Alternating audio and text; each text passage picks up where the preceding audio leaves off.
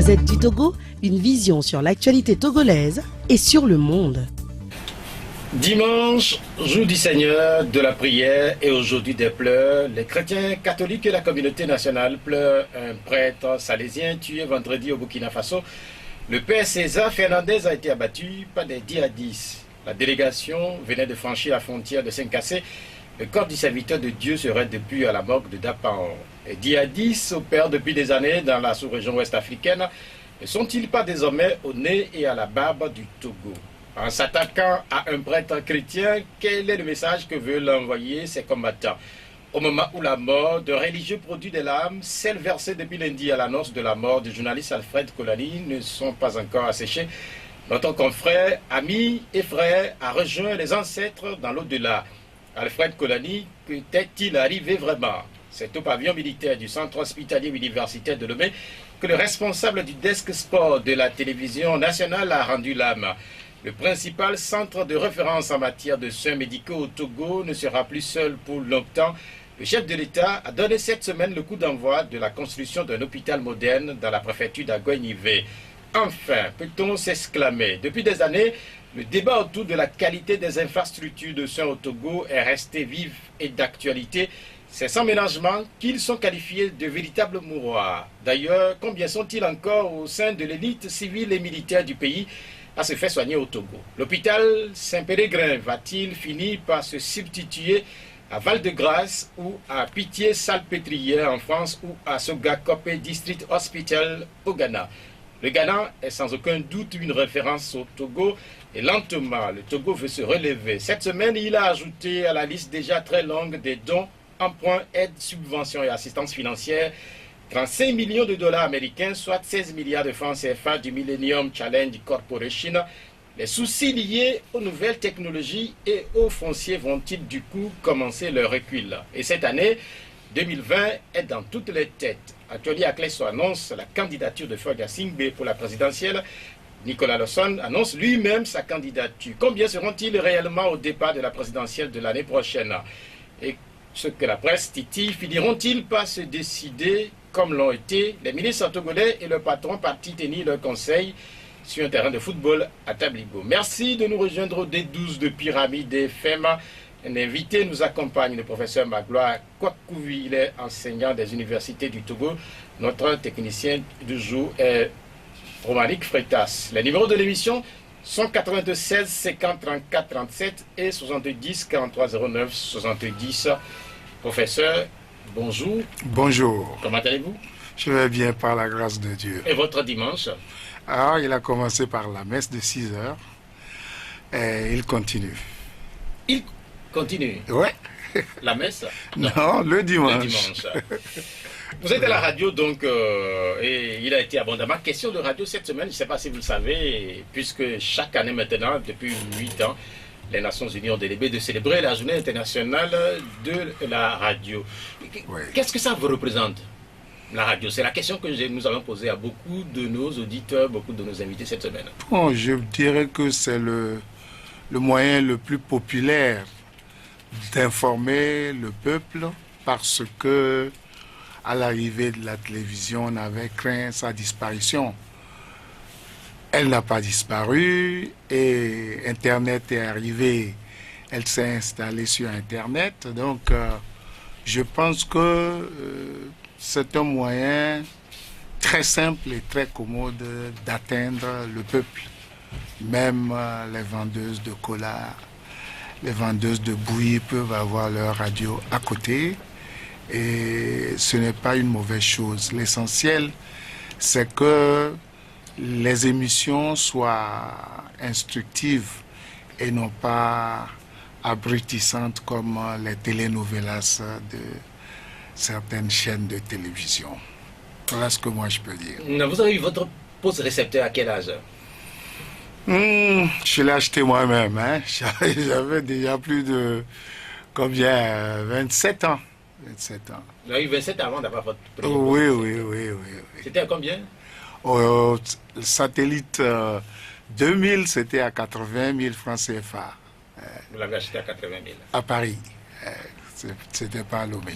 Ok, ce qui est certain, on a pour les radios notamment au Togo, Oui. deux époques. Il y a eu cette époque où il n'y avait que la radio nationale. Et Oui. aujourd'hui, avec le multipartisme, il y a beaucoup plus de radios. Comment c'était à cette époque-là où il n'y avait que la radio nationale? Pour vous, auditeurs, Bien, la radio nationale avait été très bien occupée parce que vous connaissez les centres culturels. Djangbakome, Tokouin, Konakwe. Il y avait des relais de la radio nationale à ces endroits-là. Et il n'y avait pas moins de 9 langues nationales qui traduisaient les nouvelles de la journée.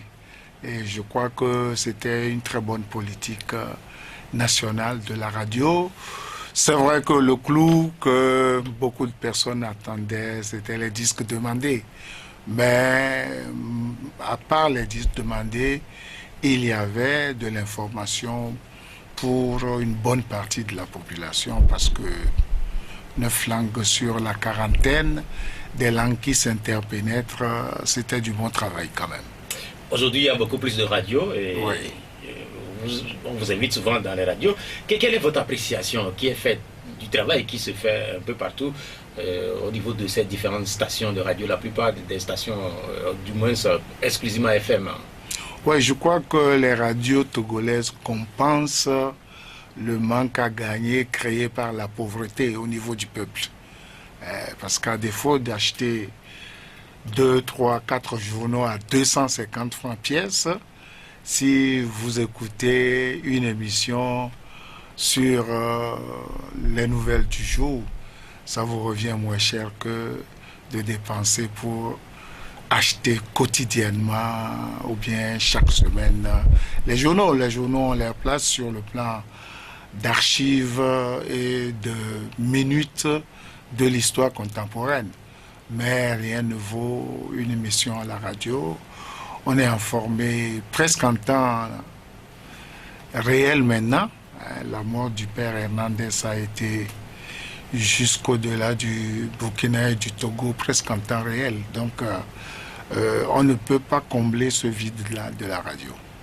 Personnellement, je l'ai dit tantôt, vous êtes Ouais. souvent invité Ouais. dans les émissions radio. Je ne sais pas, qu'est-ce que vous en tirez de cette expérience? Je rappelle que vous avez enseigné dans les universités. Aujourd'hui, on vous écoute, vous participez aux émissions de débat. Personnellement, qu'est-ce que ça vous apporte? Ben, ça me permet de partager mes idées avec mes compatriotes parce que je suis à Radio Maria 3 jours sur 7 et j'anime des émissions scientifiques, spirituelles et autres. Je pense que ça permet à la grande portion du peuple qui n'a pas été à l'école d'être informé également en mina, puisque c'est la langue dans laquelle je traduis d'habitude les paragraphes à partir du français. Bon, maintenant, lorsque je suis invité sur les autres chaînes que Radio Maria, bon, je donne mon point de vue de citoyen et d'universitaire, et je pense qu'il y a une bonne partie de la population qui l'apprécie également. Vous êtes devenu, sans doute, vous êtes devenu un confrère, puisque vous officiez maintenant 3 jours sur 7, n'est-ce pas, sur Oui, Radio Maria. Mais pour ce qui concerne votre statut d'invité, nous avons un problème, et il faudrait franchement le dire, c'est que au niveau des émissions politiques, vous allez constater qu'il y a très peu qui se décident facilement à répondre favorablement aux invitations des médias. À quoi cela peut être dû? À la peur? Ouais, c'est une sorte d'autocensure, étant donné que le système politique du pays nous pousse à marcher sur le fil du rasoir, comme dit Friedrich Nietzsche. Donc, les gens, en refusant les invitations, ne veulent pas d'histoire, c'est tout. Parce que vous n'allez pas tourner la langue 7 fois avant de dire certaines choses et on peut l'interpréter différemment, on peut l'interpréter autrement, on peut le déformer. Et je vous donne, bon, je n'étais pas sur une radio, bien que j'évoque cela souvent, le nombre de milliardaires au Togo. Si vous allez sur YouTube maintenant, quand vous rentrez milliardaire togolais, c'est mon nom qui vient en premier. Bon, ça c'est un effet induit, néfaste. Il faut que je sois millionnaire d'abord avant d'être milliardaire. Mais bon, c'est comme ça. C'est les masses médias, on n'y peut rien. Mais comment est-ce qu'on peut vouloir faire de la démocratie sans arriver à faire des débats, notamment au niveau des médias? Aujourd'hui, il faut quand même l'avouer que s'il n'y avait pas de journalistes pour pouvoir animer des débats contradictoires, on n'en aura pas au Togo. On n'en aurait pas, oui. Mais bon, on aura ce que l'on appelle en sociologie la massification. Parce que les gens apprennent les nouvelles à 13 h ou à 20 h, même si l'événement s'est passé à 5 h du matin. Et pendant ce laps de temps, beaucoup d'autres événements se passent. Mais sur le plan politique, je pense que dire son opinion convenablement, sans insulter ses compatriotes, c'est une habitude à prendre. Et je convierais beaucoup de compatriotes à prendre cette habitude-là. Nous avons commencé cette émission en parlant de la radio, et quand on évoque la radio, oui, ceux qui travaillent sur les radios, ce sont des journalistes, mais ceux qui travaillent également à la télévision, on les appelle des journalistes, puisqu'on peut choisir de travailler à la télévision ou dans la presse écrite. Il y a un journaliste de la presse télévision ou de la télévision qui est mort cette semaine, c'est Alfred Kolani. Je ne sais pas si vous le connaissez. Oui, je le vois souvent donner des commentaires sur les matchs de la Champions League, du championnat africain et puis accessoirement du championnat togolais qui est très épisodique. Donc vous n'avez pas de rapport particulier? Personne n'a non, pas de rapport particulier. Moi je le suis parce que du secondaire jusqu'à l'université, j'ai été numéro 9. J'ai encore des photos à la maison. Donc, vous avez joué au football? Bien sûr. Donc, puisque c'est un journaliste sportif... Oui, je suis les émissions sportives. Oui, c'est responsable. Il est responsable du service des sports de la télévision nationale. Il est parti au moment où des travaux sont en cours au niveau de la télévision nationale pour améliorer le cadre du travail. C'est ça, oui. Cette télévision. Finalement, on peut dire que c'est une grande perte pour cette maison. Oui, on peut le déplorer parce que je crois que la télé est arrivée au Togo en 1972 et nous sommes en 2019 aujourd'hui. On a mis du temps pour améliorer ce cadre-là. Je constate que certains studios de radio sont beaucoup plus agréables à voir que les studios de la TVT, même s'ils font du travail de qualité. Je crois que le rôle que ces médias d'État jouent dans la nation mériterait beaucoup plus d'investissement. Oui, justement, politiquement, comment peut-on comprendre que dans tous les pays, on sait que la place des médias est très importante en ce qui concerne la gouvernance politique, mais que dans un pays comme le Togo, les médias soient négligés à ce point? Non, les médias sont utilisés pour la diffusion de l'idéologie. Vous voyez que en période électorale, on diffuse bien sûr ce que le président a fait, mais on diffuse également ce que tous les ministres ont fait pour le compte du président. Ça, c'est de la mise en boîte, alors que on a bien codifié les choses par candidat. On peut dire que voilà, l'opposition a eu un meeting au terrain d'Akodé-Sewa, en 3 minutes, et puis on s'en va. On va à Blita pour le Premier ministre, on va à Moitien pour le ministre de l'Agriculture, on va dans le village de tel ou tel ministre qui va parler au compte du président avec les moyens de l'État, le carburant de l'État, etc. Bon, c'est cette manière-là qui différencie les médias d'État africains des autres médias, parce que au lieu de nous donner des débats contradictoires entre la majorité et l'opposition tous les trimestres, on n'a pas ça. On attend 5 ans pour diffuser les idées des candidats et puis on dit que voilà, c'est démocratique. Bon, on espère que à l'horizon 2030, c'est l'horizon du Togo émergent, toutes ces choses-là vont changer. Bien, merci. Nous sommes dimanche et nous avons commencé par parler de médias et notamment de la radio, mais dimanche est aussi consacré à la célébration des offices religieux. D'ailleurs, vous nous aviez dit au début de cette émission que vous revenez d'une messe. Oui. Et ce dimanche, il y a quand même cette question. Après la mort du prêtre salésien César Fernandez, qui a été notamment prêtre à Lomé, à Benyedi. Qu'est-ce qui s'est passé? C'est en fait la question qui est posée aujourd'hui sur les bancs des églises. Est-ce que vous avez une réponse? Il n'y a pas de réponse claire, étant donné que ces meurtres et ces tueries avaient commencé sur un fond religieux avec Boko Haram au Nigeria qui luttait contre l'enseignement en langue étrangère. Mais chemin faisant, les choses se sont complexifiées, les gens se font exploser même dans les mosquées maintenant. On donne des charges d'explosifs aux petites filles, aux femmes, etc. Donc on ne comprend plus rien. Et on peut même penser que des coupeurs de route ordinaires peuvent perpétrer leur forfait et crier Allahu Akbar avant de disparaître dans la brousse. Bon, ce que nous déplorons, c'est la grande quantité de corps habillés que nous avons au Togo et puis la facilité avec laquelle ces meurtres se perpétuent sur l'étendue du territoire. Hein, parce que... Mais ces meurtres, ça a eu lieu au Burkina Faso. Bien, à Sinkassé, bon, peut-être qu'ils étaient déjà de l'autre côté de la frontière. Oui, ils étaient de l'autre côté. Voilà. Oui, donc, en fait, dans les accablés de Timbou. Oui, bon, il faut... C'est depuis 1989 que George Orwell a écrit Big Brother avec des caméras dans les rues.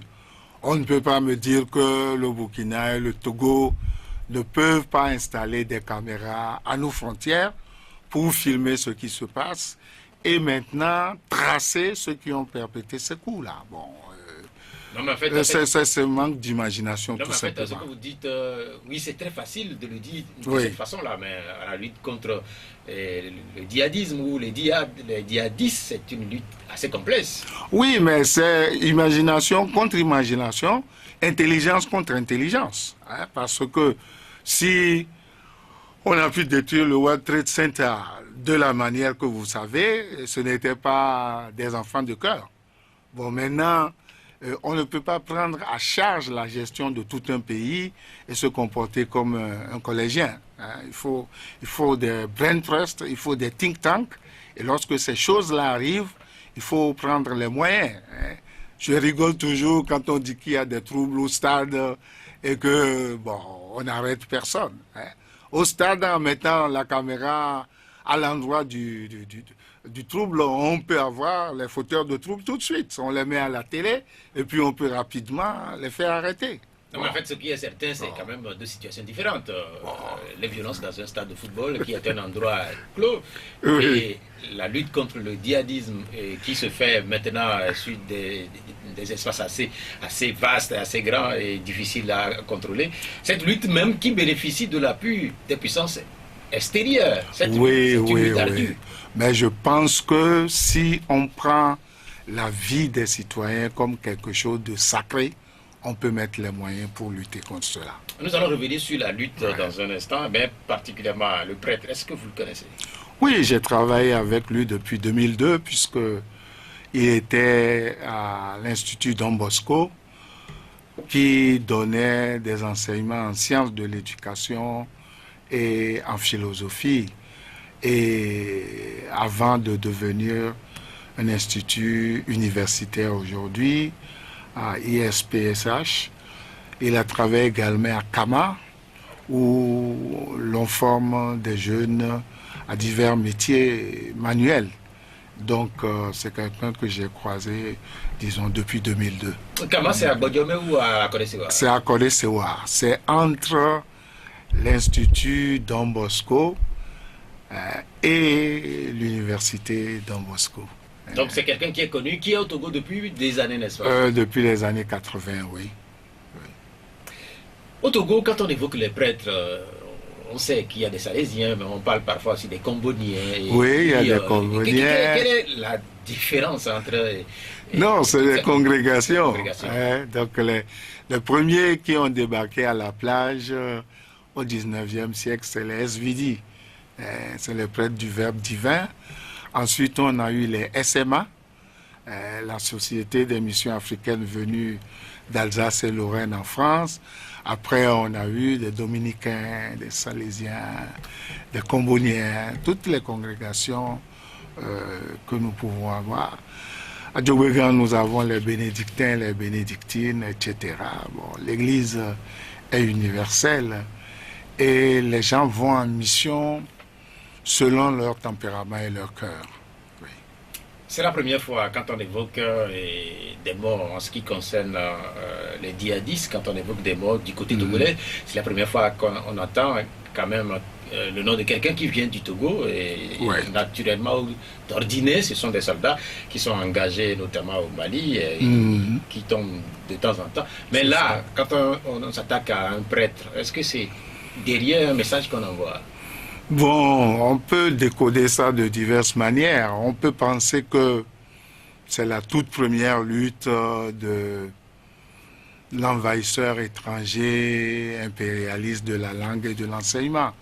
On peut aussi penser à un crime crapuleux avec la Libye de la religion. Il n'y a pas de profil clair dans ces choses-là, étant donné, comme j'ai dit tout à l'heure, que les gens se font exploser même dans les mosquées. Alors on ne sait plus quelle est la cible réelle de ces djihadistes-là, étant donné qu'il y a des factions et des sous-factions parmi eux également, et il est plus facile de détruire que de construire. Donc la facilité avec laquelle on supprime les vies humaines indique en clair que élaborer quelque chose, construire est plus difficile que détruire. C'est dommage, mais c'est des vies humaines que nous perdons. Le djihadisme, le combat des djihadistes, c'est un combat qui est pour les Togolais un combat lointain, puisqu'on évoquait, il y a encore quelques années, l'Irak, on évoquait la Syrie, et cette lutte ou ce combat mené par ces adeptes musulmans est de plus en plus proche du Togo. Est-ce qu'on doit s'inquiéter? On doit s'inquiéter parce que le Nigeria n'est pas si loin que vous le pensez. S'il n'y avait pas de tracasseries aux douanes, vous pouvez quitter Lomé le matin, aller faire vos emplettes à Lagos et revenir en fin d'après-midi. C'est les incongruités africaines qui font que les gens tirant beaucoup d'argent de ces douanes-là, ils ne veulent pas les supprimer sitôt, même s'ils ont à la bouche la libre circulation des biens, des capitaux et des hommes. Mais ça, c'est l'Afrique, vous n'y pouvez rien. Donc, il ne faut pas se penser à l'abri sitôt, puisque nos frontières sont poreuses et le mal est vite arrivé.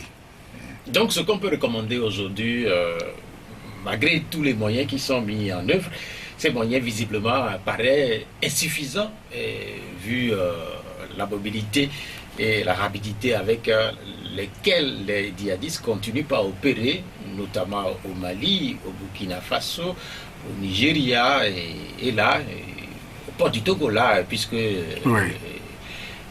Bintou ou Bitou, c'est pas très loin de Senghassi. C'est ça. Non, je continue et je pense que si on s'assied, on réfléchit, on peut les contenir. Est-ce que ça veut dire que depuis que ce fléau a commencé par gangréner notre sous-région, on n'a pas suffisamment réfléchi? Mais on y pense. On a même évoqué ces groupuscules à partir du mois d'août 2018 à Sokodé. Mais sans preuve. 2017 à Sokodé, sans preuve ni rien du tout. Donc, on y pense. Mais ce que moi je dis, c'est que dans les pays modernes, il y a des cellules de réflexion qu'on appelle des brain trusts. C'est des trusts de cerveau et des think tanks, des lieux des banques où l'on pense. Et d'habitude, c'est ce qui manque aux Africains. Ils sont beaucoup plus anglais à mater les marcheurs et les étudiants que de penser à ces choses-là. Ça viendra par la force des choses. Non, ce qui est certain aussi, ce que vous dites n'est pas aussi facile à réaliser. Si les États-Unis même ont des difficultés, si la France a des difficultés, et cela suppose que quelque part c'est une lutte assez complexe. La complexité là-bas, vous pouvez dire que c'est une lutte naturelle. L'exemple que je donne souvent, c'est celui de l'éléphant et de la fourmi. L'éléphant, c'est plusieurs tonnes de viande. Mais 2 fourmis dans la trompe d'un éléphant, ça peut causer des dommages collatéraux très très forts. Mais je persiste et je le redis. Si l'on s'assied pour réfléchir à ce problème-là, on peut le contenir. Aujourd'hui, les réponses qui sont apportées à ce phénomène, ce sont des réponses visiblement militaires, puisqu'il y a le G5 Sahel, il y a plusieurs opérations qui sont menées dans le Sahel. Et au-delà de ces réponses qui sont militaires, est-ce qu'il va falloir réfléchir à autre chose? Peut-être apporter des solutions sur le plan de la justice sociale, par exemple? De la justice sociale, mais beaucoup sur le plan de l'éducation également, parce que les 3 sources de mensonges et d'erreurs dans les sociétés humaines, ce sont la culture, la politique et les religions. Donc il faut que dès l'école primaire, les enfants soient aguerris contre ces 3 sources de mensonges, de telle sorte qu'ils sachent que, bon, être un adepte de Igouin à Togouville, ce n'est pas un crime de lèse-majesté. C'est la liberté de religion, tout simplement. Article 19 de la Déclaration universelle des droits de l'homme.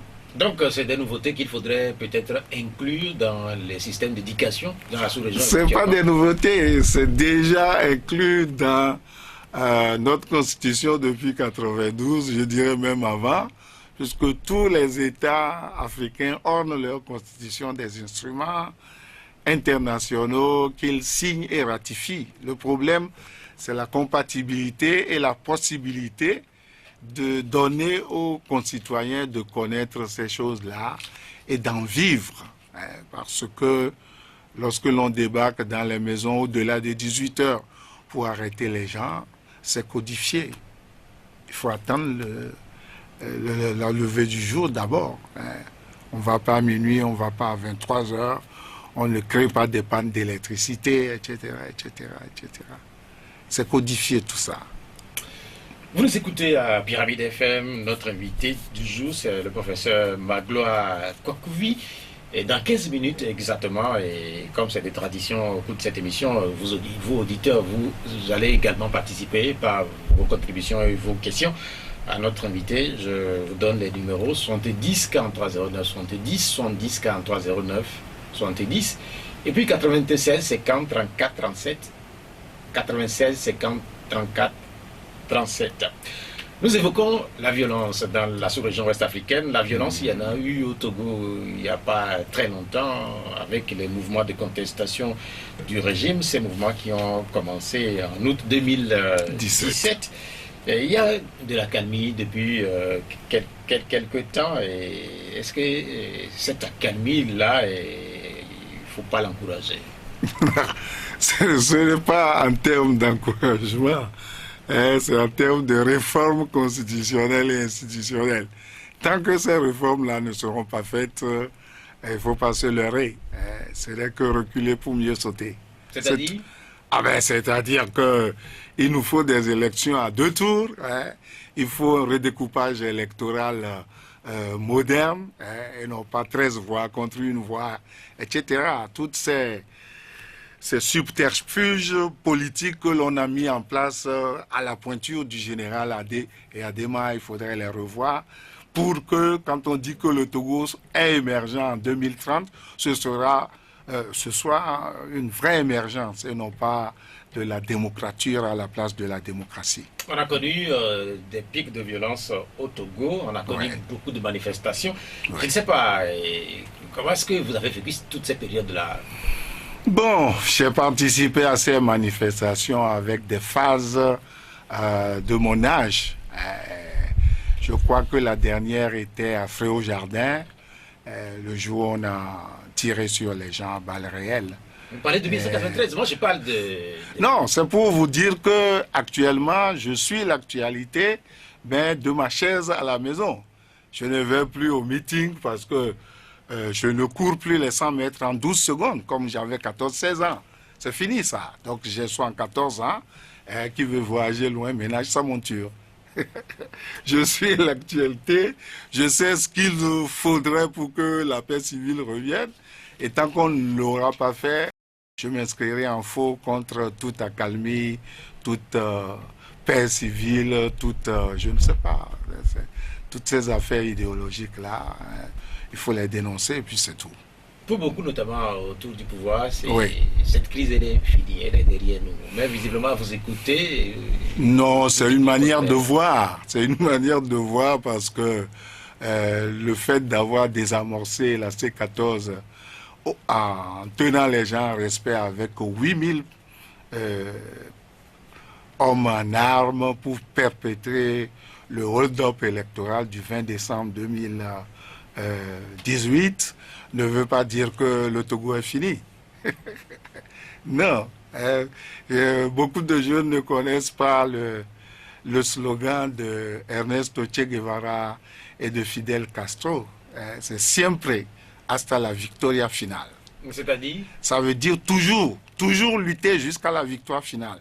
Tant que nous n'aurons pas ces réformes constitutionnelles et institutionnelles, il ne faut pas croire que nous allons dormir en paix. Mais le pouvoir a cédé, à concrétiser. Oui, ça, vous avez dit le pouvoir. Dans un pays, il n'y a pas que le pouvoir.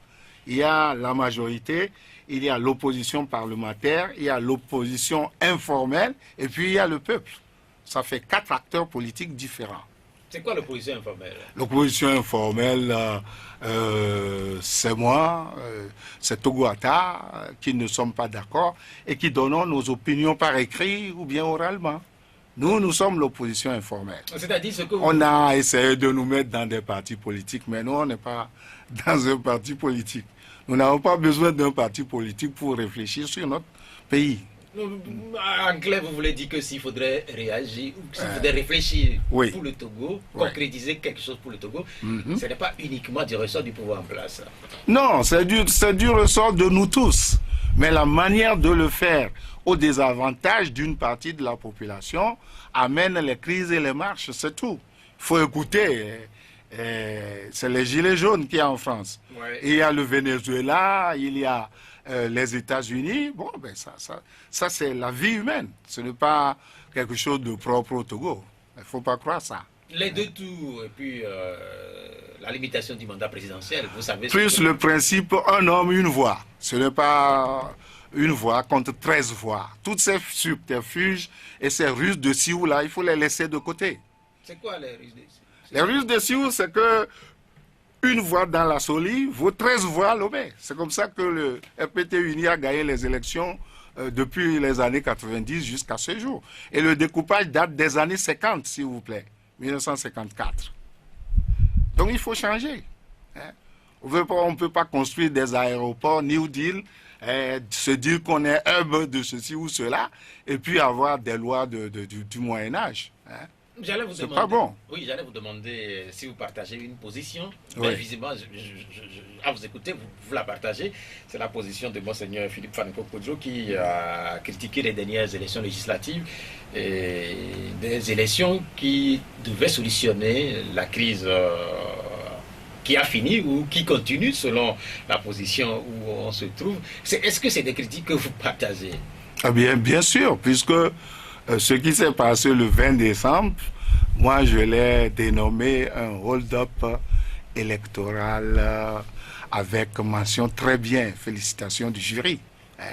Et ce jury-là comporte la CEDEAO, l'opinion internationale, l'ONU, les G5, etc. Mais est-ce que c'est pas comme ça finalement le monde? Non, ce n'est pas comme ça le monde.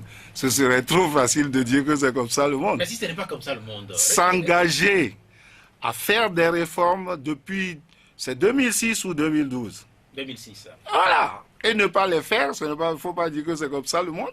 Hein. Non, mais en fait, je vous pose Parce la que nous avons étudié l'histoire. L'empire d'Alexandre le Grand partait de la Grèce là-bas jusqu'au Tibet. Hein. Je ne parle même pas de Jules César, d'Atatürk, de Tchakazulu et des autres. Donc l'histoire de l'humanité est jonchée de ces coups de force-là, mais ça finit toujours. Hein. Il faut être réaliste et penser que si on a mis Samson et Dalila dans la Bible, ce n'est pas pour décorer la Bible. Hein. Sur le fonctionnement. Et le tendon d'Achille dans la mythologie grecque également. Quand, Oui. quand vous parlez de la communauté internationale, Oui. et vous critiquez la CEDEAO notamment, Oui. ma question, si je me réfère un peu à ce qui se passe aujourd'hui dans le monde, Oui. Guaido qui se proclame président au Venezuela, Mhm. qui est soutenu par la communauté internationale, notamment... Avant même la fin de la journée. Mais d'autres leaders africains s'étaient autoproclamés président et ils n'ont pas eu les mêmes soutiens. Mais oui, il y a eu Mayulu, Je parle de c'est le cette tout dichotomie, dernier. là. Non, les dichotomies se font sur la géopolitique, les intérêts, etc. Il ne faut pas oublier que le troisième quai togolais a été bailli pour 35 ans. Hein. Il ne faut pas penser la vie de la nation en marge de ces choses-là. Hein.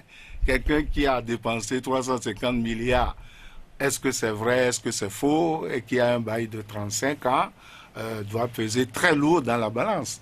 Et non pas s'attendre à n'importe quelle alternance qui ne lui garantit pas des tas de choses. Justement, est-ce que ça. cela ne justifie pas ou ne Ce n'est pas finalement ce qui s'est passé le 20 décembre? Ce n'est pas une justification. Vous avez bien appris que le président du Brésil a été mis en prison pour fait de corruption. Oui, Lula. Bon, tant qu'on n'a pas démontré que dans ces bails de 35 ans, il n'y a pas eu de corruption, la cause reste pendante. C'est comme ça l'histoire de l'humanité. Nous parlons des législatives et Oui. les critiques continuent à pleuvoir sur ces législatives-là, Bien mais sûr. le pouvoir a annoncé pour très très bientôt des élections locales. Aucun problème. Vous serez candidat. Non, pas dans ces conditions-là. Non. Mais seront historiques quand même les élections locales pour le Togo, puisque ça fait quand même plusieurs dizaines d'années que le Togo n'a pas... Bon, connu depuis ce type 1987, il d'élection. paraît. Doit-on dire enfin ou pas? Oh, vu la manière dont les choses se passent, on ne peut pas dire enfin. Puisque c'est réclamé depuis quelques années, non. par l'opposition notamment. Je pense que vous n'avez pas un fil continu de l'évolution de l'Afrique. Parce que lorsque Barack Obama est arrivé et a demandé à l'Afrique des institutions fortes et non pas des hommes forts, ça voulait dire que la force doit rester au droit et non à la force brute, c'est tout. Donc tant qu'il n'y aurait pas des lois claires avec des modalités de choix données au peuple, de voter à 2 tours, etc., mais moi je ne crois pas à cette évolution-là. Donc vous ne ça croyez s'appelle pas à à la une... sincérité des prochaines élections? Non, ça s'appelle Qui n'ont pas encore eu lieu. une marche forcée, c'est comme ça que ça s'appelle en Donc français. pour vous, ça va être encore sur... Une forfaiture de plus, en attendant que le ciel s'éclaircisse au Togo. C'est tout. Mais pour cette élection, la question c'est de savoir aussi, après ce qui s'est passé le 20 décembre et Ouais. le boycott de la coalition de l'opposition, la question c'est de savoir si finalement l'opposition, du moins pour ceux qui sont dans la C14, si ceux-là finiront par participer à cette élection. Quel conseil vous leur donnez? Bon, j'avais donné mon opinion avant le 20 décembre. J'avais pris en aucun cas également. Il ne fallait pas boycotter quoi que ce soit. À mon avis, il fallait se faire enrôler et attendre 2020, carte d'électeur en poche. Maintenant, le vin est tiré déjà, il faut le boire. Peut-être qu'il y aura des réparations de dernière heure, mais bon, moi, je ne suis pas politique. Je donne des avis, je donne des conseils. De temps en temps, si on les suit, tant mieux. Si on ne les suit pas, comme dit l'adage, les conseilleurs ne sont pas les payeurs. Les élections législatives sont passées. Oui. Nous parlons des élections locales qui vont avoir lieu. C'est ce que je Pour dis. lesquelles vous n'êtes pas très chaud, mais est-ce que là, vous demandez encore? Nous avons entendu dire que pour être éligible et électeur, il faut avoir une carte d'électeur. la C14 dans son entièreté n'a pas encore de carte d'électeur. Sauf extraordinaire, ils ne sont ni éligibles ni électeurs dans ces locales-là. Nous, en philosophie, nous travaillons avec la logique. Exemple type, avant le bac 2, tout homme est mortel, Socrate est mortel, donc Socrate est un homme. C'est tout. Ce qui est certain, pour participer à une élection, il faut avoir 18 ans, n'est-ce pas? Oui. Mais ce qui est certain aussi, c'est qu'avec la nouvelle date pour les élections locales, les Togolais auront 18 ans. Comment est-ce qu'eux vont pouvoir faire pour participer éventuellement à des élections? Est-ce qu'il n'y a pas une révision de la liste? La politique du Togo n'est pas une affaire d'âge. La politique du Togo se fait avec tous les stratagèmes pour être majoritaire tout le temps et partout. Je pense que c'est ça qui a retardé les locales au Togo. Nous avons lu dans les papiers, les textes, qu'on peut avoir plusieurs partis politiques dans les communes. Mais je n'ai pas l'impression que c'est ce que le Togo souhaite. Le Togo veut être majoritaire partout, dans les communes, dans les régions, dans les préfectures et à l'Assemblée nationale. C'est une idéologie. Bon, on en prend acte, c'est tout. Quand vous écoutez, vous êtes fataliste. Ce n'est pas de la fatalité. Ça s'appelle en Europe de la réelle politique. Aristote disait qu'on ne défonce pas une porte ouverte. Donc vous êtes réaliste. Oui, je suis réaliste. Donc en fait, pour le Togo, à vous écouter, il n'y a pas de solution. Non, il y a la solution que l'histoire nous imposera tôt ou tard. Mais pour l'instant, c'est la force de la force et non pas la force du droit et de la loi. C'est tout. Il faut être réaliste. Quand on évoque, en fait, ce thème-là, sans doute qu'on fait référence à la question de l'alternance au pouvoir. Et 2020, c'est pour bientôt. Vous avez dit tantôt que vous aviez conseillé à vos amis ou à ceux que vous considérez comme tels d'aller s'inscrire, d'avoir la carte. De ne rien boycotter du tout. 2020, ça va être un tournant historique pour le Togo? Oui, mais à la manière togolaise, c'est tout. Non, mais à la manière togolaise, c'est... Mais la manière togolaise, 1963 jusqu'à 2018, le 20 décembre. C'est ça la manière togolaise. Pourquoi vous voulez parler autrement? Mais là, je ne comprends plus. Bah, vous ne comprenez pas quoi? Je vous dis que la force prime le droit depuis 1963.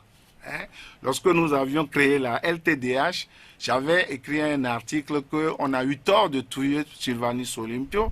Il fallait l'arrêter, l'emprisonner et le juger. Mais si vous avez pris le fait de refroidir les gens comme idéologie politique, qu'est-ce que vous voulez que moi je vous dise?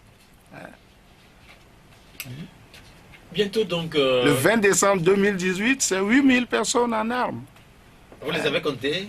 Oh non, moi j'ai entendu à la réserve, c'est FOSEP. Vous pouvez aller revisiter les Togo Presse et le reste. C'est pour sécuriser, n'est-ce pas? Bien sûr, ça c'est pour sécuriser. Même les États-Unis et les Nations Unies ont des forces de sécurité. Ça c'est la Libye roi. Nous allons permettre maintenant aux auditeurs de participer à l'émission. Ils peuvent participer. Je l'avais annoncé tantôt. Je rappelle que notre invité, c'est le professeur Magloire Kouvi. Le numéro de l'émission 70 43 09 70 et puis 96 50 34 37. Un premier auditeur est en ligne déjà. Allô? Bonjour. Oui, bonjour. Ah oui, allô, bonjour.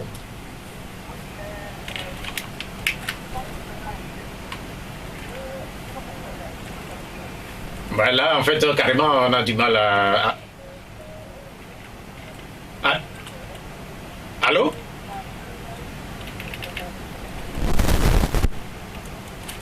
Oh, oui, oui.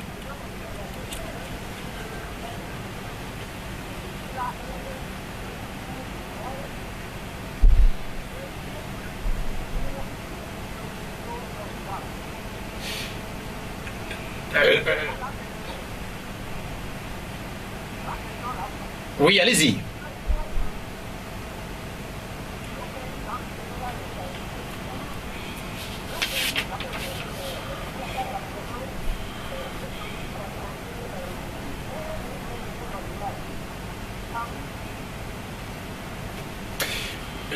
Oui, vous reprenez la question, s'il vous plaît. Non, mais en fait, notre ami n'a pas. En fait, il n'a pas. J'ai pu le tenir parce Oui. que la question elle était mauvaise, carrément. Oui. C'est qu'il voulait qu'on fasse un choix entre un pays dans lequel il y a l'alternance politique, un pays dans lequel il y a l'instabilité, un pays dans lequel, je sais pas, j'ai pas noté. Oui, non, non, on peut répondre. On n'a pas besoin de réfléchir jusqu'à demain soir, hein. Je crois qu'en Afrique, les gens confondent la stabilité politique qui est dynamique avec l'absence de guerre, hein. Je crois que c'est ce que les gens confondent. Ce n'est pas parce qu'il n'y a pas de guerre au Togo que le pays est stable. Le pays n'est pas stable, puisque un pays pauvre très endetté qui a généré 100 milliardaires, dans ce même pays, la pauvreté est descendue de la savane jusqu'au bord de la mer et des gens n'ont pas $1 pour manger chaque jour. C'est de la stabilité, ça? Non, mais en fait, on parle de stabilité politique. Si par Oui, exemple, vous avez les institutions qui fonctionnent. Oh, je comprends très bien. Le pays est tenu en respect par les armes, comme l'Algérie. Je les compare souvent ces deux Donc, pays-là. vous, ce n'est pas. Non, c'est pas la Corée du Nord. c'est la paix du cimetière. Oui, en c'est fait, comme ça que nous l'appelons en sociologie. Je suis d'accord. C'est au cimetière que rien ne bouge. Si vous bougez, on vous canarde et puis c'est tout. Bien, merci. Deuxième auditeur. Allô? Allô? Bonjour. Oui, coucou, comment vous allez? Oui, votre question? Oui, c'est bonjour, monsieur.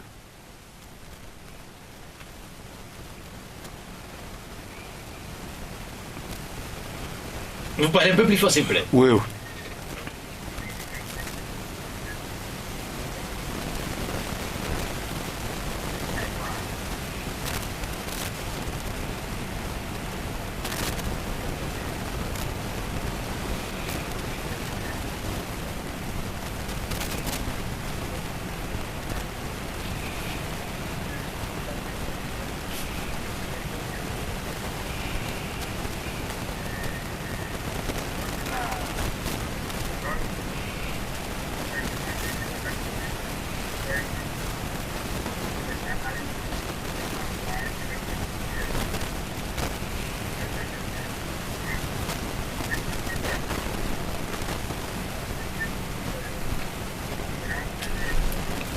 Pour le Togo.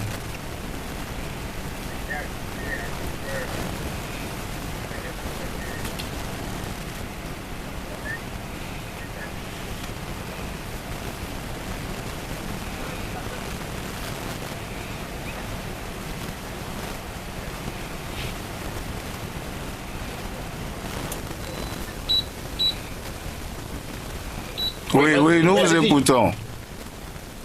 Oui, on Oui. vous écoute.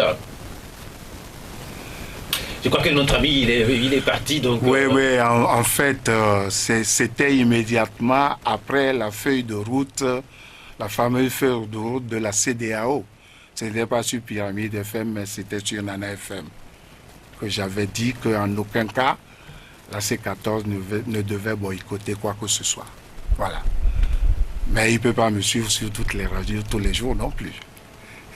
Il a posé une question, en fait. Il a dit, Oui. l'alternance, est-ce que c'est une lutte pour les partis politiques ou une lutte Ah, c'est à la fois pour le peuple et pour les partis politiques, hein. J'étais à Hankope hier, pas loin de la maison de Paulin à côté, et je disais à celui qui m'accompagnait que le président Sylvanus Olympio venait à pied de la plage jusqu'à Hankope, près de la CNTT, chez Paulin à côté, en passant par Hospice Coco, à Djangouakome là-bas. C'est cette alternance-là que nous voulons, hein. C'est pas l'alternance qui terrorise les gens parce que le président doit passer à 200 à l'heure. C'est pas ça que nous voulons. Un autre auditeur. Oui. Allô? Allô? Bonjour. Oui. Bonjour. Oui. Bonjour, monsieur Appelete. Oui.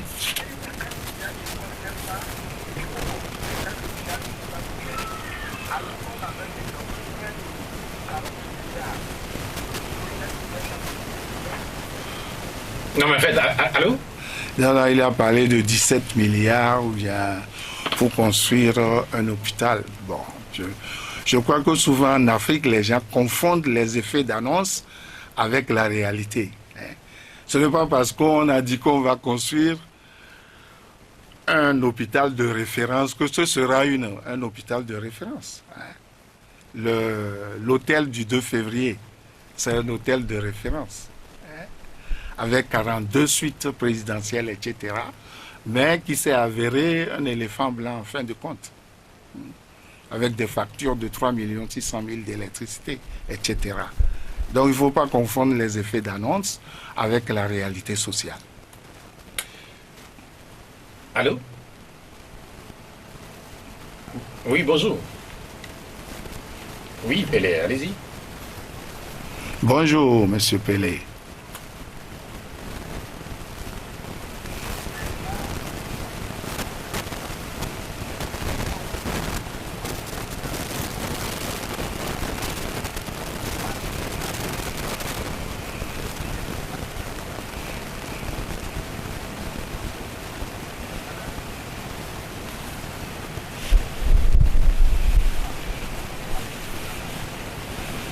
Oui. Mhm. Oh, bon, devant l'ambassade d'Amérique. Oui.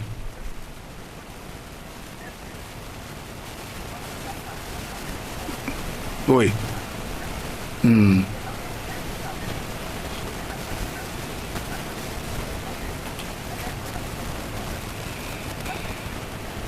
Hmm.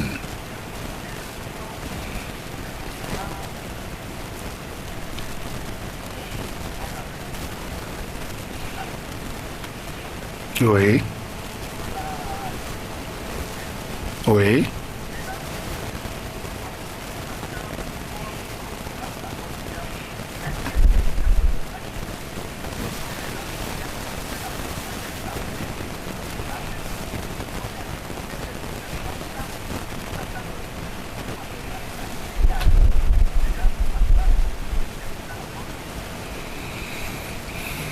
Je rappelle une nouvelle fois que l'attaque dont il est question, cette attaque a eu lieu du côté du Burkina Faso. Du Burkina Faso.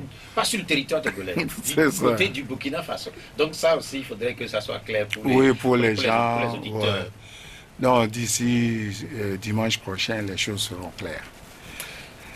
Est-ce qu'il y a un rapport entre le discours qu'on a entendu, c'est vrai, à une certaine époque, lié au mouvement mené par le PNP et ce qui arrive là? Est-ce que fait ce rapprochement-là? Est-ce que c'est pas non. Vous savez, c'est idéologique. On est toujours un terroriste de quelqu'un.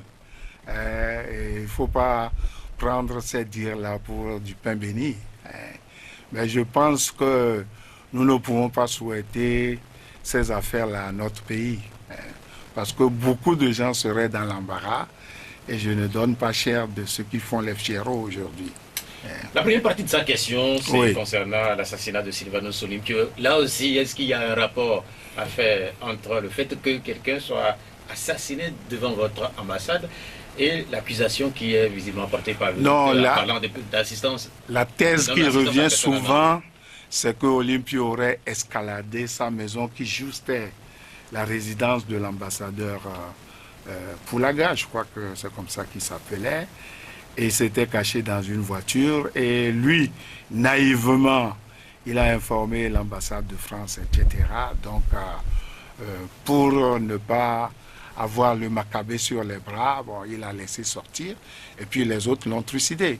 Je vous rappelle que le dossier n'est pas encore tombé dans le domaine public, puisqu'il paraît que Mazoyer, certains seraient encore vivants. En général, c'est après 30 ans, mais pour Olympio, c'est toujours sous scellé. Ceci explique cela. Il y a encore quelques jours, nous évoquions le général Gnassingbé Yadéban, et la question c'est de savoir... Le 5 février. Oui, le 5 février, l'ombre du général Yadéban qui continuait de planer sur le Togo. Mais on a la même impression que l'ombre de Sylvanus Olympio aussi continue de planer sur le Togo, puisque ces deux noms reviennent tout le temps dans l'histoire politique, dans les débats. Oui, ça c'est l'histoire du Togo. On ne peut pas les éviter, puisque le franc togolais qui devait être mis en circulation le 27 avril 1963 a beaucoup pesé dans la mort de Sylvanus Olympio. Il devait être arrimé au Deutschmark et non pas au franc français. Ceci dans cela, c'est de la géopolitique. Bien, merci. Je rappelle à nos amis, notamment ceux qui nous regardent sur Facebook, Thomas Combé, notamment qui nous regarde du côté de Paris, de repréciser sa question, puisque nous avons eu quelques soucis qui ont fait que je n'ai pas pu noter la question qu'il a bien voulu nous envoyer, à votre endroit notamment. Le temps que Thomas reprécise sa question, nous allons avoir un auditeur ici à Lomé. Allô? Oui, bonjour. Oui, on vous appelle comment? Monsieur? Guy Lula, allez-y. Oui, allez-y. Le franc CFA.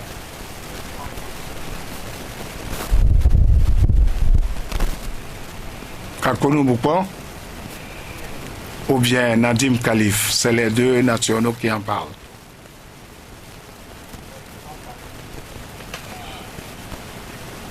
Oui.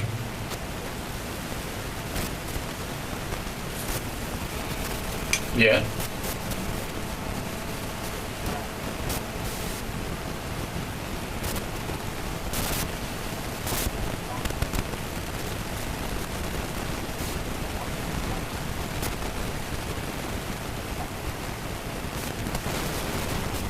Allô? C'est la candidature de Monseigneur Kodjo. Ah, la caricature. Oh, ça. De quel journaliste ça? Oh. Ok, on a compris. C'est ça. Sur le franc CFA. Non, sur le franc CFA, sans être économiste, sans être quelqu'un qui enseigne l'économie, je pense que on ne peut pas nous dire que les Ouattara, les Olympio, les Alipui, beaucoup de gens aient travaillé à la Banque mondiale et qu'ils soient incapables de gérer une monnaie de leur pays. Ça, moi, je n'y crois pas. J'ai été au Burundi, j'ai vu le franc burundais, le Rwanda a sa monnaie, le Malawi, la Gambie a sa monnaie. On ne peut pas me dire que de grands pays comme le Sénégal et la Côte d'Ivoire, qui sont par ailleurs PPTE, incongruité économique d'ailleurs, ne peuvent pas gérer une monnaie. Ça, moi, je n'y crois pas. Et tous ceux qui parlent du franc CFA comme c'était une générosité se trompent. Lorsque moi, je quittais la France en 1981, sur 100 francs de gagné, il y avait 44 francs de taxes à payer. Alors que ces gens-là nous fabriquent de l'argent généreusement, qu'ils nous mettent à notre disposition, que ce soit stable, ça c'est du pipeau. Hein? J'y reviendrai, pas nécessairement chez vous, mais j'y reviendrai cette année moi aussi. Monseigneur Philippe Fanko Kodjo est dans l'actualité, on parle beaucoup de lui ces derniers temps. Oui. Est-ce que vous comprenez son combat? Mais son combat est normal, puisque après Monseigneur Isidore de Souza au Bénin, il a été contraint de rentrer dans l'arène politique avec la conférence nationale souveraine. Et tout ce que nous avions espéré dans cette salle Fazao ne s'avère pas encore réel. Donc il y a de quoi qu'il soit inquiet et qu'il aime voir les changements supputés là-bas avant d'aller devant son créateur. Il ne faut pas croire qu'il va briguer un mandat politique, non, ce n'est pas son rôle. Il est dans le rôle de Monseigneur Ntoumi au Cameroun et l'exemple c'est Monseigneur Isidore de Souza au Bénin. La question de Thomas est Combé depuis Paris, il a précisé maintenant. Oui, qu'est-ce qu'il veut savoir? Il dit que selon le code électoral, les membres de la CENI sont élus pour 1 an. Est-ce que la C14 peut encore envoyer ses membres à la CENI? Non, ça c'est des questions politiques. Ça. Les réformes dans ce sens-là se font selon l'échiquier que le pouvoir veut faire. Parce que nous avons vu comment des gens ont quitté la CENI pour se retrouver députés ou bien des choses comme ça. Bon, enfin, il n'a qu'à suivre la politique togolaise, il aura réponse à ce qu'il veut savoir. Allô? Oui, allô, bonjour. Oui, bonjour. Oui, vous allez... alors vous faites court, s'il vous plaît. Oui.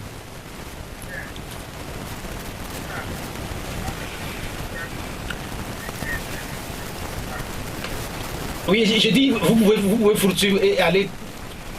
Faites court, s'il vous plaît.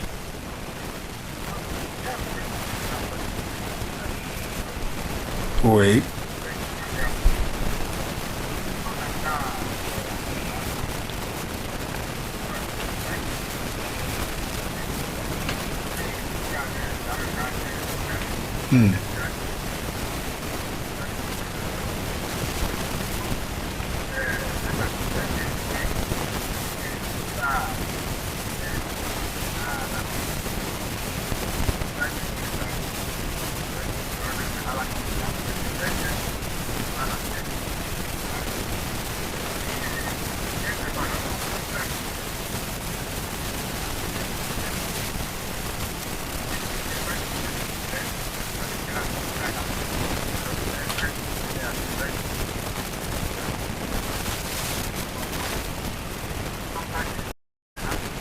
Il a répondu à cette partie de la question.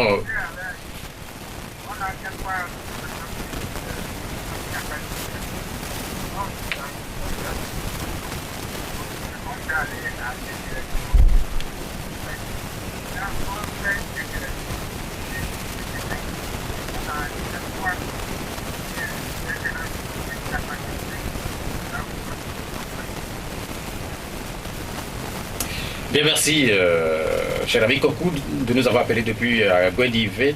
Le combat de Monseigneur Philippe Fanoko Poyo, Oui. un combat citoyen selon Ce combat se fait avec un vademecum qu'on appelle la doctrine sociale de l'Église.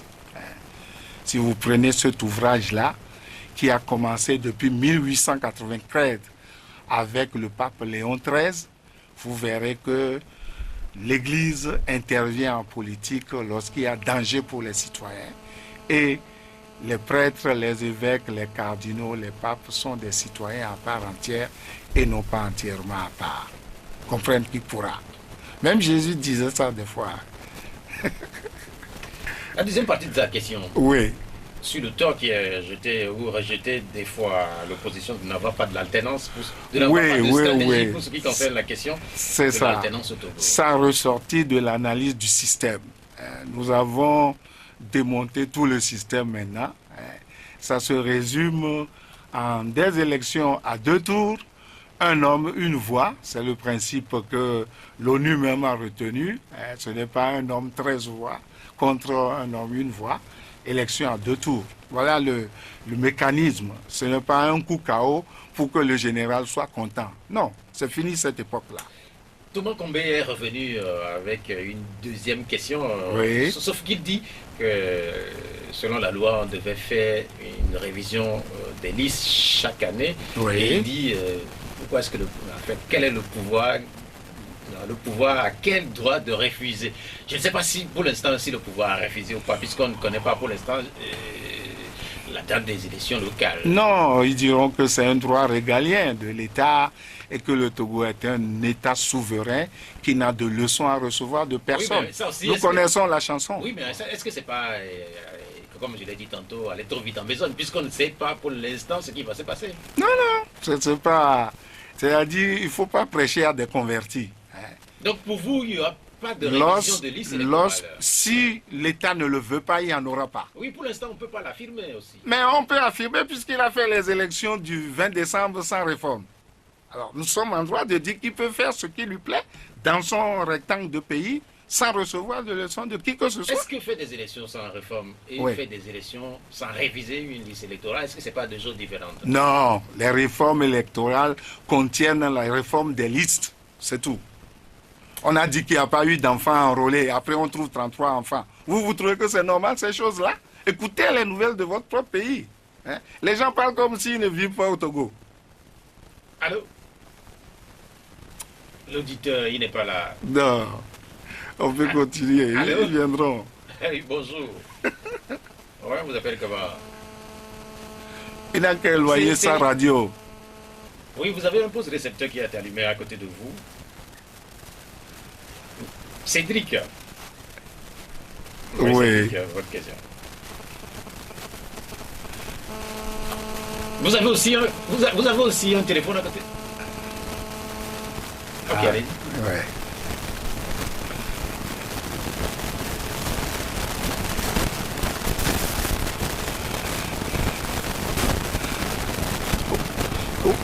Oui.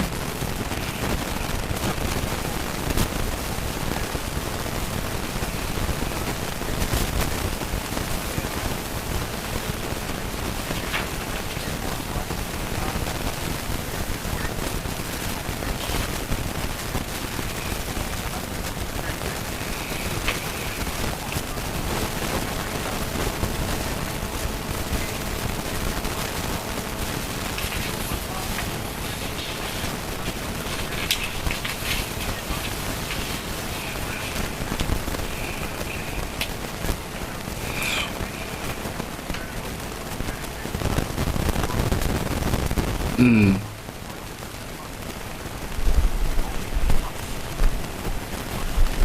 Ouais.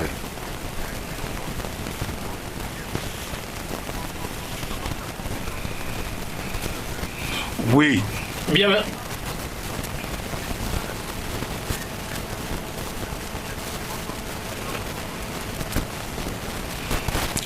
bien, merci pour votre intervention.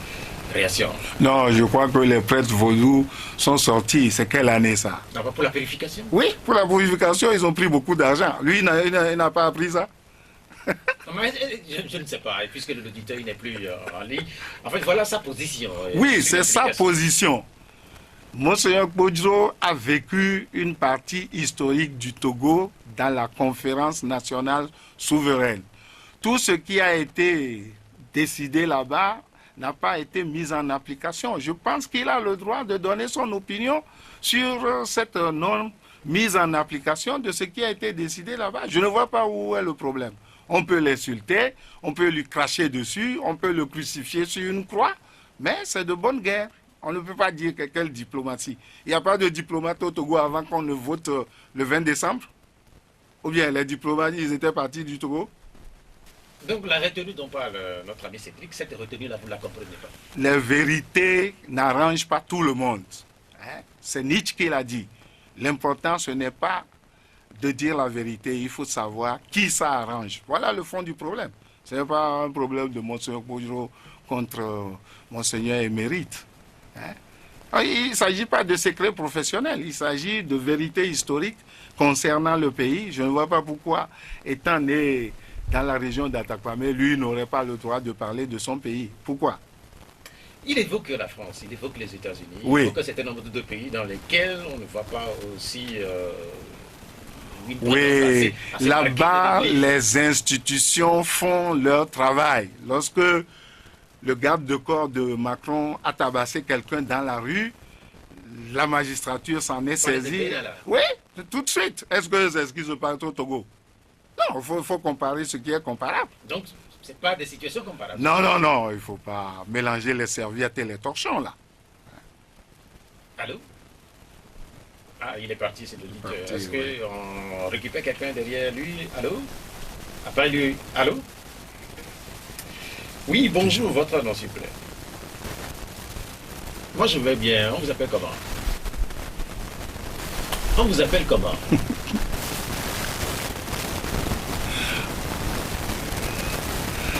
Et il parlait fort, on ne vous entend pas bien.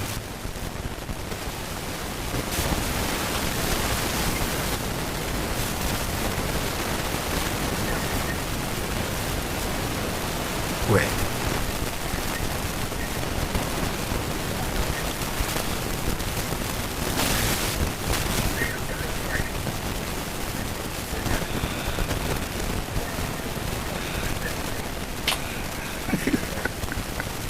Vous l'avez écouté? Bon, j'ai entendu PPTE, j'ai entendu adduction d'eau, d'électricité, oui. La situation de pauvreté qu'il décrit. Et puis, mais bien sûr. Il fait référence à cette histoire de plusieurs milliardaires. Oui, une centaine. Que compterait le Togo? Que compterait le Togo? Et le Togo a plus de milliardaires que la Russie. Est-ce que vous croyez à cela? C'est la Banque mondiale qui a publié, mon frère, c'est pas moi. Hein. Oh, mais en fait, C'est le site Doing Business. Tout le monde peut y aller. Même les vendeuses de cola se connaissent, peuvent avec leur Mais Android s'il y a autant de aller. milliardaires dans notre pays, Oui. qu'est-ce qu'ils font avec les milliards? Non. Ce n'est pas la bonne question. La bonne question, c'est pourquoi les pays africains n'instituent pas l'impôt sur les fortunes. Voilà la bonne question. Si vous voulez parler politique. Ce n'est pas qu'est-ce qu'ils font avec le Non, mais en fait, si vous avez... Ils les ont planqués. Dans les ils les ont grands planqués. pays, Oui. les grands pays, les milliardaires... Murdoch a croqué 33 milliards à un milliardaire togolais. Je ne connais pas son nom. Si je donne son nom, je vais me retrouver au tribunal pour diffamation. Donc, on n'a pas donné son nom. C'est tout. Je parlais de milliardaires dans les autres pays qui investissent dans leur pays, qui recrutent, qui participent au développement. Oui. Est-ce que ce n'est pas aussi de cela qu'il s'agit dans nos pays? Mais bien Si sûr. vous avez autant d'argent... Lorsque l'affaire Wassem est tombée, vous n'avez pas vu des actionnaires là-dedans? Ou bien c'est moi qui ai mal écouté? L'affaire Wassem. Oui, c'est une affaire qui visiblement appartiendrait au passé. Non, ce n'est pas, non. C'est le fait que les riches Togolais investissent dans ces sociétés-là en tant qu'actionnaires. C'est pour ça qu'ils n'ont pas voulu que Dangote nous vende le ciment moins cher. Et puis on n'en parle plus. Et puis on dit que c'est du libéralisme. Ça, c'est du libéralisme des cocotiers, ça. Lorsqu'un État impose des prix de Lomé jusqu'à Sinkassé, ça c'est les pays de l'Est qui le faisaient. C'est du dirigisme d'État. Il faut appeler un chat et rouler un fripon, comme disait Voltaire. Quelqu'un écrit sur notre page que vous dites que la vérité, mais visiblement, est-ce que vous n'êtes pas un peu très fort dans ce que vous dites? Je ne veux pas parler d'exagération. Si je n'y vais pas trop fort. Oui, quand on écoute le Togo que vous décrivez là, oui. Est-ce que vous n'allez pas un peu trop fort? Non, c'est le Togo réel. Pourquoi moi j'irai trop fort? Je vous ai dit que le 27 avril 1960, j'étais au CM2. J'ai fait le défilé de l'indépendance. Et aujourd'hui, à plus de 70 ans, je ne vois pas tout ce que j'ai espéré. J'ai donné ma part en enseignant de 81 jusqu'à 2005. Je suis à la retraite. Bon, pour moi... Qu'est-ce que vous espérez? J'ai fait ma part. Vous avez été enseignant à l'université. Qu'est-ce que vous espérez de plus? Non, je n'espère rien de plus, mais il ne faut pas mentir tout le temps en disant qu'on est dans un pays apaisé, que le pays est stable. Est-ce qu'il n'y a pas la paix? Quelle paix? Je vous dis que c'est la paix des cimetières. Mais ça c'est votre position. Vendredi passé, je revenais de Radio Maria. Moi, j'écoutais de la musique dans la voiture naïvement, quand une torche m'a interpellé et m'a donné l'injection de reculer. J'ai dû reculer à 20-25 mètres, éteindre tous mes phares pour que des voitures passent à 200 km à l'heure. C'est la paix, ça? Non, mais ça dépend de... Ça dépend de quoi? Ça dépend de ce que vous décrivez là. Ça dépend de quoi je décris. C'est moi-même qui conduisais, c'est mon permis, c'est ma voiture. J'ai payé les impôts jusqu'à la retraite. On m'a retiré de l'argent pour créer l'INAM, etc. Donc, vous me dites que je vis dans la paix. Je dis que je ne vis pas dans la paix. Où est mon problème? Mais si une voiture passe à 200 km à l'heure, oui. Mais quel est le rapport? Mais est-ce qu'on a besoin de me terroriser, moi, avant que cette voiture ne passe à 200 à l'heure? Vous avez été terrorisé. Il fallait me dire, vous reculez, vous éteignez vos parts, c'est tout. Donc, pour vous, le pays n'est pas en paix? Bon, ça, c'est une affaire de bouteille à moitié pleine ou à moitié vide. Si vous estimez que vous êtes en paix, c'est votre affaire. Moi, ce n'est pas mon affaire. Allô, notre auditeur. Allô? Oui, bonjour. Oui. Oui.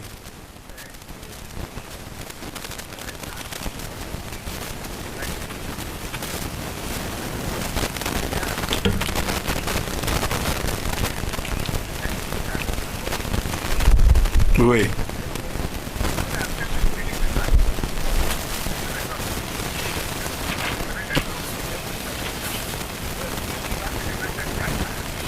Ah.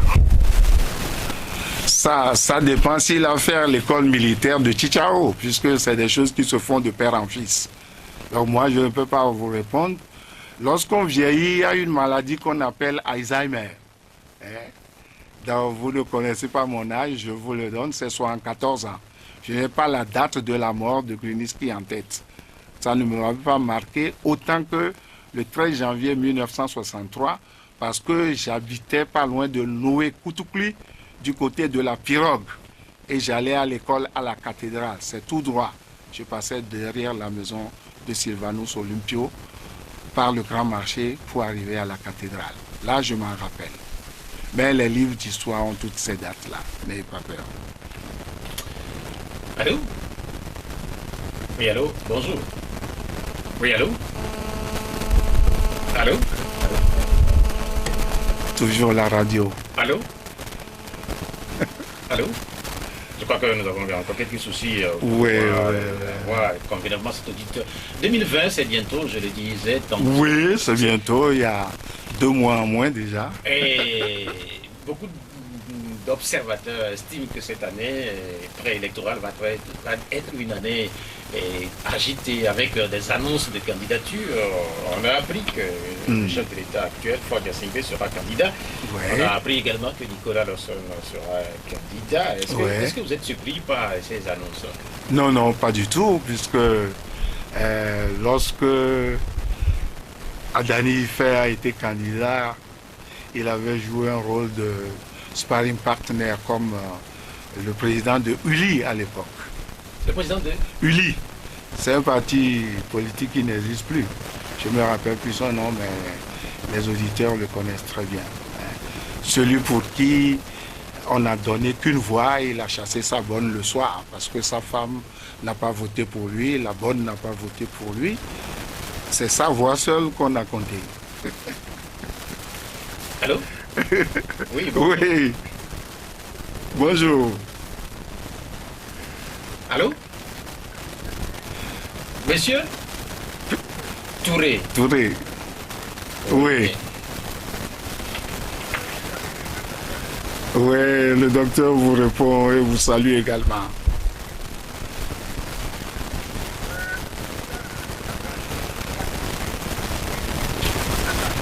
Oui. C'est ça. Oui. Oui.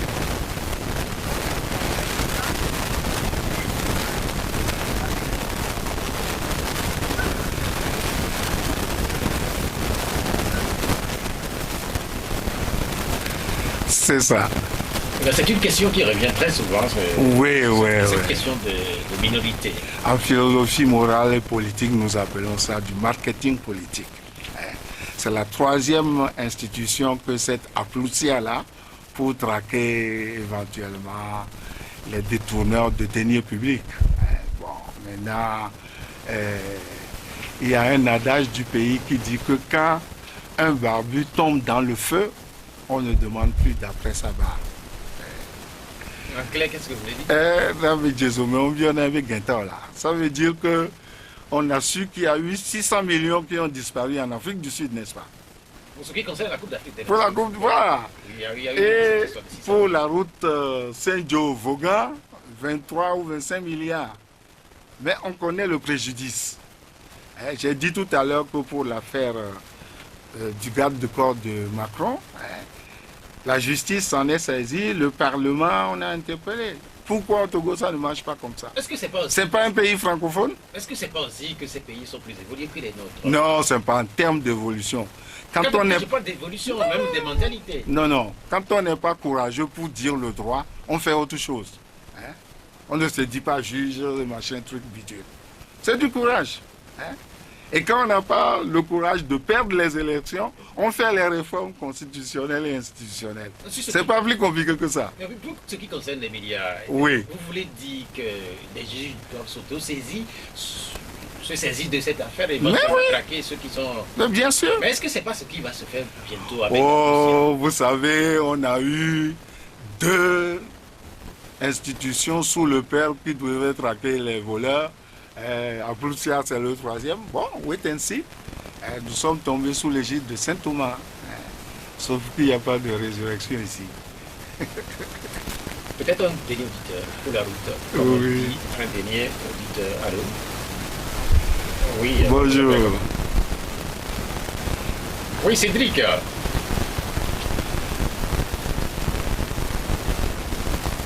Oui.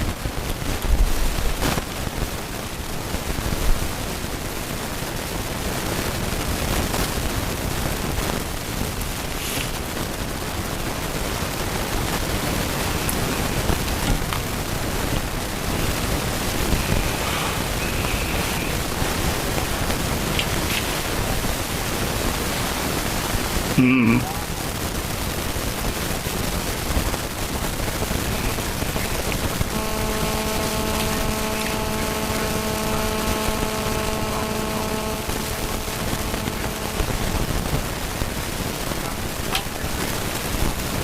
Bien sûr.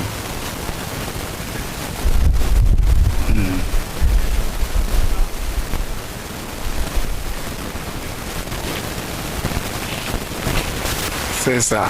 Oui.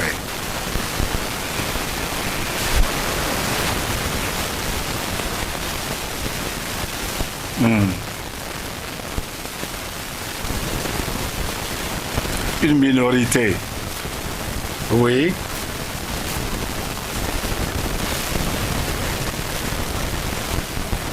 Oui.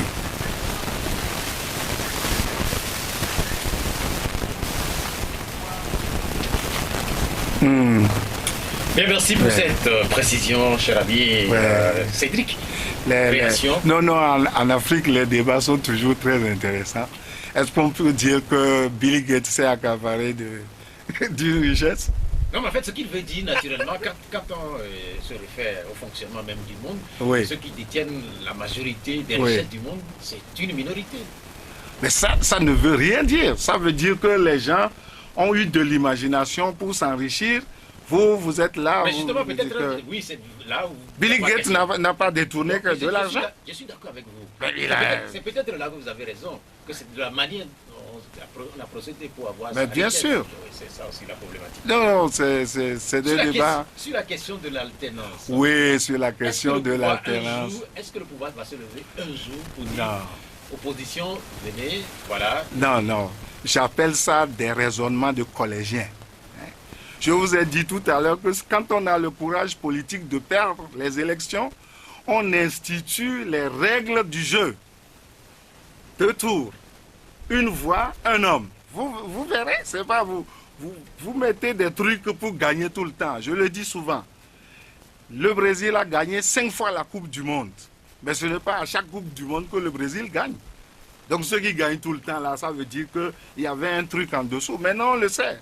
13 voix de la Soli valent une voix dans la commune de Lomé et son environ, qui ont presque le tiers de la population du Togo. Vous ne trouvez pas ça bizarre? Vous dites qu'on ne peut pas donner l'alternance. Comment est-ce que le Ghana fait?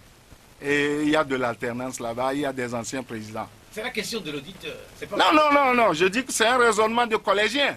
Hein? C'est un collégien. Lui n'a pas dit qu'on a gagné le pouvoir par les armes, il faut venir le chercher par les armes.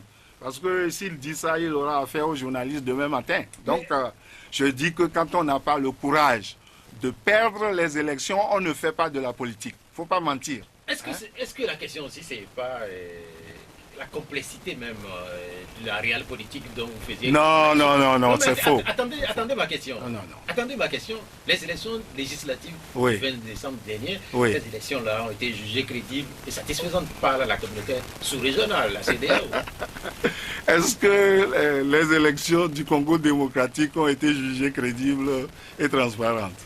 Au final, ces élections ont été acceptées. Mais bien sûr, donc on peut dire que ce n'est pas crédible et transparent et puis accepter après que c'est bon. Donc vous pouvez faire le même raisonnement, les latins disent mutantis, mutandis, en changeant ce qu'il faut changer. Ce n'est pas parce que des gens ont été payés, ils ont bu du champagne à l'hôtel et ils ont dit que les élections se sont bien passées. Vous n'avez pas entendu les protestations de Bassar et de Yoto? Ou bien, c'était pas au Togo? J'ai dit au départ que je vous trouvais très fataliste. Visiblement, c'est un peu comme si vous confirmez. Oh, ce n'est pas de la fatalité, c'est du réalisme. Je vous dis que quand quelqu'un, un barbu tombe dans le feu, on ne demande plus d'après sa barbe.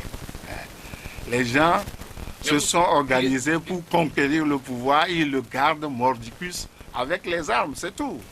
Vous avez dit que vous avez 114 ans, n'est-ce pas? Bien sûr, le 15 janvier. Vous vous soignez où? Je me soigne où j'ai été sportif. Je vous ai dit tout à l'heure que je courais les 100 mètres en 12 secondes entre le lycée de Topouin et le collège protestant. Quand je parle de vos soins, je fais allusion au centre de soins Oh, ben là où dans je le malade. peux, hein, là où je peux. Il y a des dispensaires, il y a la clinique Biassa, mais on me contraint à payer les soins des étudiants qui viennent me cogner dans ma voiture. Ça, je vais protester contre bientôt par un article. Si l'État ne peut pas donner les premiers soins aux étudiants, ce n'est pas sur ma poche qu'ils vont prendre Bientôt ça. un hôpital de référence au Togo, c'est Oui. une bonne nouvelle qui est saluée par beaucoup de nos compatriotes. Oui. Je ne sais pas si vous allez ajouter votre voix à cette législation. Pas du tout, parce que quand dimanche sera beau, on le voit le samedi. Pour qu'un hôpital de référence arrive au Togo, il faut que Sylvanus Olympio, l'hôpital de Tokouin, soit une référence d'abord. Ça ne s'invente pas la référence. Comme en fait l'hôpital de Togo a été construit, je ne sais pas quelle année. Dans les années 60, Oui, je mais ne en connais fait, pas nous la sommes- date. Nous sommes en 2019. Oui, et à Fagna. Vous avez déjà fait la route en frein à Fagna? Oui, c'est une route qui a été faite il n'y a pas très longtemps. Oh, c'est faux. De Améyan jusqu'à l'hôpital d'Afagna. Oui, cette portion n'est pas bonne, c'est vrai. J'ai d'autres portions à vous citer. Oui, mais quel est le rapport avec... Non, l'hôpital le qui va être rapport, construit c'est à que Guinée? quand un pays n'a pas de bonnes habitudes en matière de santé, on ne décrète pas des références. C'est tout ce que je veux dire. Non, mais en fait, est-ce qu'il ne faudrait pas commencer un jour, pas changer? Est-ce que ce n'est pas de cela qu'il s'agit aussi? Le Togo peut-être est en train de changer. Le 13 janvier 1960 était un début. Combien d'années il vous faut pour un début, pour commencer un jour? Mais est-ce qu'on peut dire finalement que vous appartenez au passé? Puisque vous... Oui, mais je suis vieux, je suis au passé. Pourquoi vous voulez que je sois du futur? Vous rappelez tout le temps. Mais oui. Mais c'est au moment où moi je rêvais d'un Togo lors de l'humanité. Je ne trouve même pas du cuivre de l'humanité. Et vous voulez que je dise que je suis content? Je ne suis pas content. C'est mon droit le plus absolu. J'ai payé les impôts jusqu'à cet âge-là. Donc pour vous, l'hôpital de référence, cette annonce, comme vous l'avez dit tantôt, c'est du marketing politique. Ce sera pour le Hafi Piu qui pourra payer les consultations là-bas. Quand ce sera fini, ils ont donné un an pour que ça soit fini. Vous ne croyez pas? À cette vitesse-là, je ne crois pas que les murs seront solides. Je ne sais pas si je dois vous demander de commenter l'actualité de Tabligo avec le Conseil des ministres qui a eu lieu là-bas. Oui. Puisque... Non, je peux commenter. Puisque vous êtes... C'est une idée qui est venue du Sénégal. Le Sénégal délocalise tous les ans la fête de l'indépendance. Et ça permettait aux gouvernants sénégalais de bitumer les rues de la ville où cette fête-là devait se tourner. Et ça permettait de réaliser ces infrastructures progressivement. On ne fait pas une fête à Dapaon, on va dormir et puis on va à Tabligo. C'est pas comme ça. Non, Tabligo, c'est le Conseil des ministres. Et... Je ne refuse pas. Conseil des ministres ou fête de l'indépendance, c'est la même stratégie. Est-ce que l'initiative, est-ce qu'elle n'est pas bonne? Elle n'est pas bonne parce que Ouassem devrait bitumer toutes les artères de Tabligo avant l'arrivée de ce Conseil des ministres-là. Il ne l'a pas fait. Il n'y a même pas de caniveau. C'est anormal.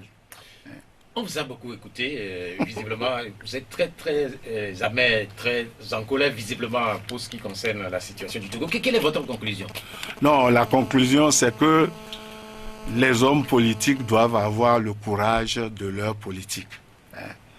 Si on ne veut pas quitter le pouvoir, il faut le dire clairement. Il ne faut pas aller à déranger les Ghanéens, les Guinéens, la CEDEAO, tout ça pour faire des bizarreries et dire que vous êtes en train de chercher la paix. Voilà mon opinion. Cette émission s'achève. Merci de l'avoir suivi. Je remercie le professeur Magua Kwakouvi d'être venu. Merci à Romaric Fetas pour la mise en onde technique. Je suis Pierrot Atiobé. Le prochain rendez-vous, c'est dimanche. Au revoir. La Gazette du Togo, une vision sur l'actualité togolaise et sur le monde. Rejoignez-nous sur le www.lagazettedutogo.com ou sur nos comptes Facebook, Twitter et YouTube. Pour tout contact, écrivez à contact@lagazettedutogo.com ou appelez le 92 80 88 53. La Gazette du Togo, c'est l'information en continu.